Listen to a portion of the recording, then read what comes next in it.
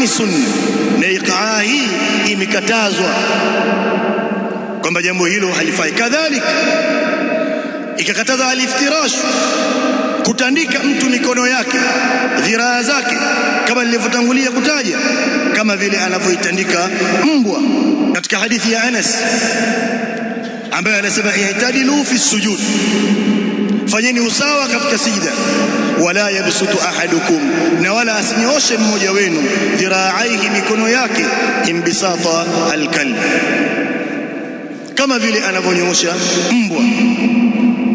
Kadhalika katika mambo yaliyokatazwa ya kujifananisha na wanyama ni mtu kudonoa donoa kama anavyodonoa ghurab, kunguru. Na an-nuqra inayoelezwa hapa ni al-isra'u fiha biduni tumanina, ni mtu kufanya haraka haraka, rukuu kuinamisha kichwa chake na kunyanyua, anaposujudu kuinamisha kichwa chake na kunyanyua haraka haraka, kama vile anavyofanya kunguru au ndege wengine wanavyofanya. Al-Imam al-Baghawi rahimahullahu ta'ala anasema naqrul ghurab, kudonoa kwa kunguru, hiya alla yatamakkana min as-sujudi wala yatma'inna fi, ni mtu kutotulizana katika sijda, bali yamassu anfa, anagusisha pua yake, wajabahatahu, na anagusisha paji lake la uso al-ardha, katika ardhi, thumma yarfa'uhu kanaqrati at-ta'ir, kisha analinyanyua kama vile anavodonoa donoa ndege haraka haraka. Jambo hili likakatazwa kwa sababu tumaanina, bali hili sio kama ni karaha tu, ni haramu, sababu tumaanina ni nguzo katika nguzo za swala. Kwa hiyo mtu anakuwa amevunja nguzo na swala yake imebatilika. Kadhalika Mtume sallallahu alaihi wasallam amekataza al-itan ka itani al-ba'id, mtu kujitengea sehemu ya kuswali msikitini, ikawa akiingia msikitini hakuna sehemu yoyote ambayo yeye anaswali rakaa mbili zake isipokuwa hapo tu ndo anaposwali. Jambo hili Mtume sallallahu alaihi wasallam akalikataza, mtu kujitengenezea makazi, kujitengea sehemu katika msikiti kiasi ambacho akimkuta mtu mwingine anakasirika, bali wengine wanawatoa, akamtoa mtu mahali pake akakaa yeye mwenyewe kwa sababu yeye ndio mwenyewe mahali pale. Katika hadithi ya Abdurrahman bin Shibl radhiyallahu anhu, naha Rasulullah sallallahu alayhi wasallam an naqrati al-ghurab, akataja baadhi ya mambo.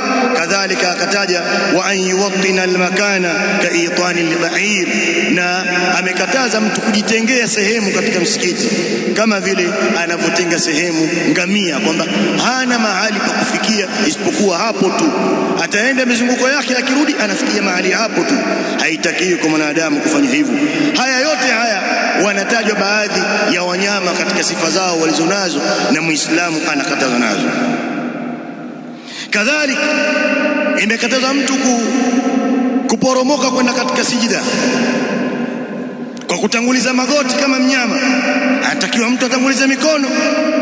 idha sajada ahadukum fala yaburuku kama yaburuku al-ba'ir walyad'a yadayhi qabla rukbatayhi, hadithi iliyo katika Sunan Abi Daud, atangulize mikono yake kabla ya magoti yake.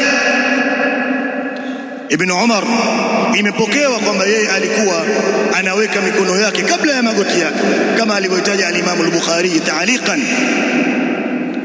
Kadhalika al-Imam al-Auza'i rahimahullahu ta'ala anasema adraktu an-nas, nimewadiriki watu mimi, yadhauna aydiyahum qabla rukabihim, wanaweka mikono yao kabla ya magoti yao, wanatanguliza katika sijda. Pamoja suala hili la khilafu ambayo inafahamika kwa maulama, kadhalika katika talabatul ilmi inajulikana khilafu ya jambo hili.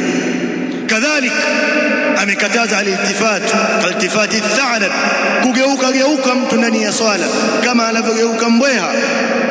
Na alivyouliza Aisha radhiyallahu anha, Mtume sallallahu alaihi wasallam akamwambia huwa ikhtilasun yakhtalisuhu ash-shaytanu min salati al-'abd, huko ni kupora. Shaytani anapora swala ya mtu ikapungua ujira mpaka mtu akimaliza.